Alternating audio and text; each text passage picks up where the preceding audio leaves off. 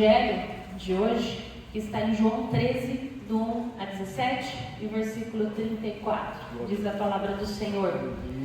Antes da festa da Páscoa, sabendo Jesus que era chegada a sua hora de passar deste mundo para o Pai, tendo amado os seus que estavam no mundo, amou-os até o fim. Durante a ceia, tendo já o diabo posto no coração de Judas, filho de Simão Iscariotes, que traísse Jesus, sabendo este que o Pai tinha confiado tudo às suas mãos e que ele tinha vindo de Deus e voltava para Deus, levantou-se da ceia, tirou a vestimenta de cima e, pegando uma toalha, cingiu-se com ela.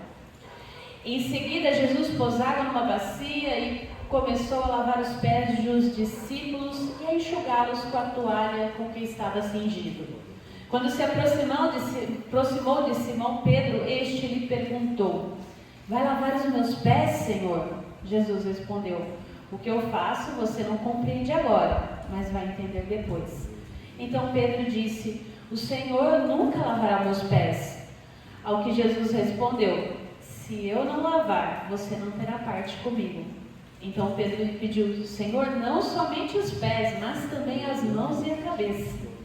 Jesus respondeu: quem já se banhou não precisa de lavar nada, a não ser os pés, pois quanto ao mais, está todo limpo. E vocês estão limpos, mas não todos. Pois ele sabia quem era o traidor. Foi por isso que disse: nem todos estão limpos. Depois de lhes ter lavado os pés, Jesus pôs de novo suas vestimentas e, voltando à mesa, perguntou-lhes: vocês compreenderam o que eu lhes fiz? Vocês me chamam de mestre e de Senhor, e fazem bem, porque eu sou. Ora, se eu, sendo Senhor e mestre, lavei os pés de vocês, também vocês devem lavar os pés uns dos outros. Porque eu lhes dei o exemplo, para que, como eu fiz, vocês façam também. Em verdade lhes digo que o servo não é maior do que o seu senhor, nem o enviado é maior do que aquele que o enviou. Se vocês sabem essas coisas, bem-aventurados serão se as praticarem. Eu lhes dou um novo mandamento, que vocês amem uns aos outros, assim como eu os amei, que também vocês amem uns aos outros. Amém. Palavras do Senhor. Esse capítulo, o capítulo 13 do Evangelho de João, se você prestar atenção na sua Bíblia, ele é um divisor de águas. Porque até o capítulo 12, João, ele vem falando como Deus se tornou ser humano, para morar entre as pessoas. Ele vem falando da humanidade de Jesus. E agora, a partir do 14, ele fala de como Jesus vai voltar para o Pai, que é a sua morte e a sua ressurreição. Então, até o capítulo 12, Jesus traz Deus para junto do ser humano, interioriza, né, Deus na humanidade. E aí, a partir do 14, então, no próximo capítulo, Jesus faz o caminho inverso, né, levando o ser humano para junto de Deus. E ele prepara esse caminho por meio da morte e ressurreição sua.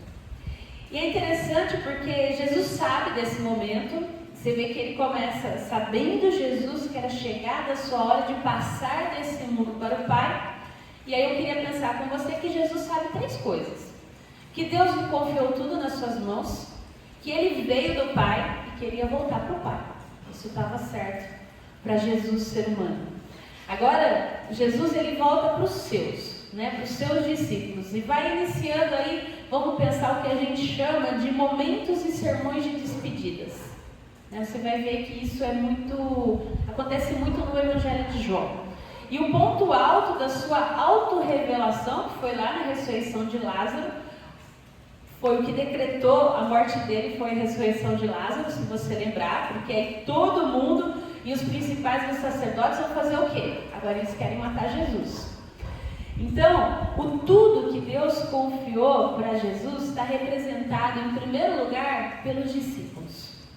Então, Jesus sabe que Deus lhe confiou tudo nas mãos. São esses homens, né, e mulheres. Sabendo, pois, que em breve ele não mais estaria com esse grupo confiado por Deus a ele, o que ele vai fazer então? A ideia dele aqui orientar eles para que eles possam ficar firmes depois que ele for. E aí a gente vai ver que o lava-pés traz para a gente uma reflexão especial. É algo extremamente diferente e novo. Jesus quebra um paradigma do seu tempo, porque os mestres eram servidos e agora o mestre passa a servir. Não se trata só de uma prática exterior, de um gesto meramente simbólico de amor fraterno. É mais do que isso. Não é só um ritual, um ato litúrgico. E não é só uma encenação, uma troca temporária de papéis. O lava-pés aqui é a concretização do amar até o fim. É a concretização disso. Jesus realiza uma tarefa apenas reservada aos escravos não judeus da casa. Um escravo judeu jamais lavaria o pé de uma pessoa. Era a tarefa mais esdrúxula e menos assim valor que tinha. Então era designado a escravos de fora. Então lembre-se que Jerusalém, Oriente Médio, até hoje, terras empoeiradas, o pessoal usava sandálias simples, então chegava na casa da pessoa, o pé estava sujo. E aí esse escravo, o pior escravo da casa, era designado para lavar os pés dos convidados. E Jesus faz então o pior trabalho, que implica muita humilhação. Jesus veste então a toalha, outras traduções falam avental, como você preferir, e essa veste, ela simboliza tudo que o ser humano adquire com virtudes e qualitativos. É tudo que a gente consegue vestir um avental com aquilo que a gente é e com aquilo que a gente faz. Então Jesus, quando ele tira as vestes, ele afasta todas essas virtudes. Quando ele tira a capa humanas para lavar os pés de Jesus. Então qualquer mérito que ele pudesse ter como humano é desqualificado nesse sentido, e o que está para acontecer é uma ação de Deus. É Jesus, Deus agora, que serve essas pessoas. É realmente o esvaziamento total, que depois Paulo vai falar lá aos Filipenses, dele se esvaziar da sua glória e se fazer ser humano como nós, Então o lava-pés, ele exige todo esse esvaziamento de Jesus, de todas as suas qualificações, de todas as suas virtudes humanas.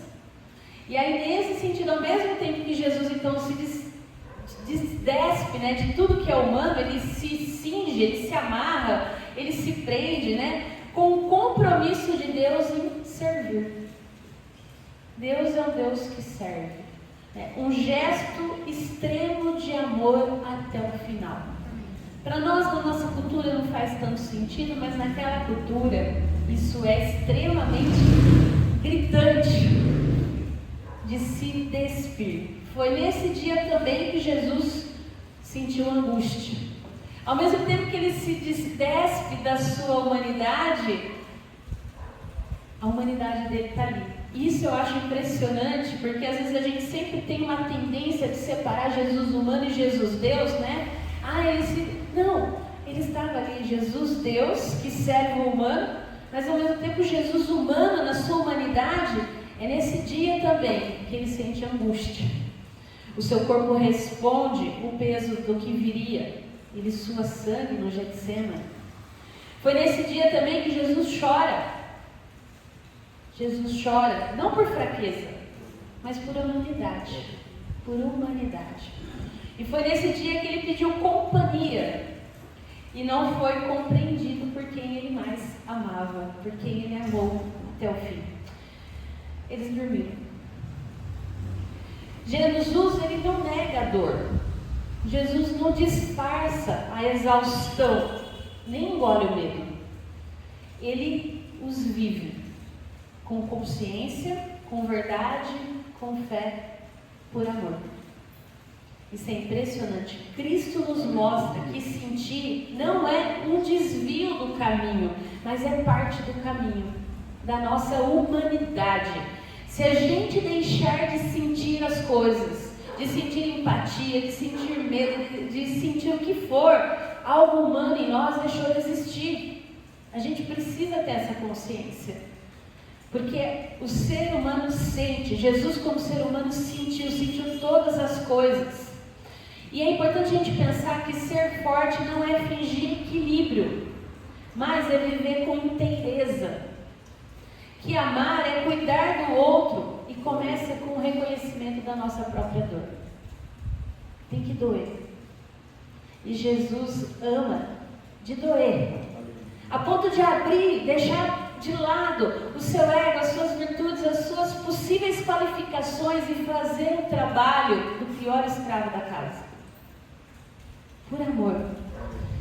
E é interessante porque o serviço, e a gente precisa pensar no sentimento e no amor, porque o serviço sem escuta vira exaustão. A gente acaba cansado. O avental, a toalha representada aqui, esse cingir-se, de coerência, como um gesto de amor de Deus pela humanidade, só é possível porque Jesus expressa uma fé sem fingimento. Porque uma fé sem fingimento vira rigidez. Tem que ser do jeito que eu acho que é. E uma espiritualidade sem humanidade vira religiosidade vazia, que foi o que aconteceu com os fariseus. Isso é muito sério. Jesus amou os seus até o fim, sentindo, deixando de ser, mas sabendo quem ele era. É muito, eu gosto dessa palavra, é paradoxal, ao mesmo tempo que é uma coisa, é outra, Por isso que não tem como a gente excluir a humanidade e a divindade da pessoa de Cristo, como muito tentou-se ao longo dos séculos, e como muito ao longo dos séculos se combateu. Jesus é 100% homem, 100% Deus. Amém. Essa é a nossa fé. E aí eu queria pensar com você que não tem como a gente não deixar de falar de Pedro, Que Pedro não entende o que está acontecendo, para variar, Pedro é a gente nesse rolê todo. Ele se nega a ter os pés lavados pelo mestre. A reação de Jesus, é consequente. Se você não deixar que eu lave os seus pés, você não vai ter comunhão comigo. Não, então peraí. Então me lava inteiro. É tudo ou nada, E é interessante porque Pedro ele demonstra que ele não consegue compreender a postura de Jesus com esse gesto de extremo amor, de extremo serviço pela humanidade. E esse servir à humanidade expressa então a comunhão e o verdadeiro significado do amor de Deus. Diante da reação de Jesus, a gente fica claro que Pedro não entende a lógica de Deus, como muitas vezes a gente não entende a lógica de Deus. Porque a gente é assim, ou é tudo ou é nada. E Deus vai trabalhando nas nossas vidas, nas situações, nas demandas que acontecem, nas necessidades da forma dele. E às vezes é sutil, às vezes é simples, às vezes é extremamente, um amor extremamente escandaloso, como o de lava-pés. Era um escândalo Jesus lavar os pés dos discípulos. Para a gente, às vezes, é meio incompreensível, mas era algo escandaloso. Um amor escandaloso. E é interessante porque Jesus, ele cita aqui, Levítico 19, 18, no finalzinho, que eu fiz questão de ler o 34, ele fala, eu lhes dou um novo mandamento, que vocês amem uns aos outros. Ele está citando Levítico 19. E aí ele inclui, assim como eu os amei, que também vocês amem uns aos outros. A chave é como Deus amou. E isso aqui é extremamente profundo, porque o convite para nós não é partir do amor de Deus como modelo para a gente imitar. Porque às vezes, não vou imitar. Não. O amor de Deus é o ponto de partida. Ou a gente ama como Deus ama e parte desse princípio, ou a gente não ama. Não é para imitar, ou seja, a gente parte do serviço, como Jesus fez. Então, e é interessante porque então, como Deus amou, isso é, como que Jesus amou os seus? Com profundidade, com intensidade, com propósito. É assim que a gente tem que amar uns aos outros. de forma profunda, de forma intensa, de forma proposital. É isso. E nesse sentido, a comunhão que Jesus coloca aqui, né, ela deve ser multiplicada entre os discípulos. Como é que vão reconhecer se a gente é discípulo de Jesus? Se a gente amar. É isso, ou nada. Então, todas as vezes que a gente deixa de expressar o amor, e aí amor aqui eu não estou falando só sentimento, é importante pensar que aqui Jesus deixa claro que o amor é muito mais do que sentimento, é ação expressa, a gente deixa de testemunhar Jesus, a gente deixa de testemunhar Deus, porque Deus parte do pressuposto do amor, o critério do amor é o ponto de partida, não é só uma imitação. E aí, nesse sentido, eu queria pensar com você, Karl Barth fala que o conceito de servir, né, aqui, ele passa a ter significado e necessidade totalmente novos. Porque a graça de Deus, que sempre agiu das alturas para a profundidade, agora chega realmente às profundezas. Porque se tornou serviço e corresponde à meta de um caminho, objetivo. E aí eu queria pensar com você que a graça se transforma em serviço para as pessoas e entre as pessoas.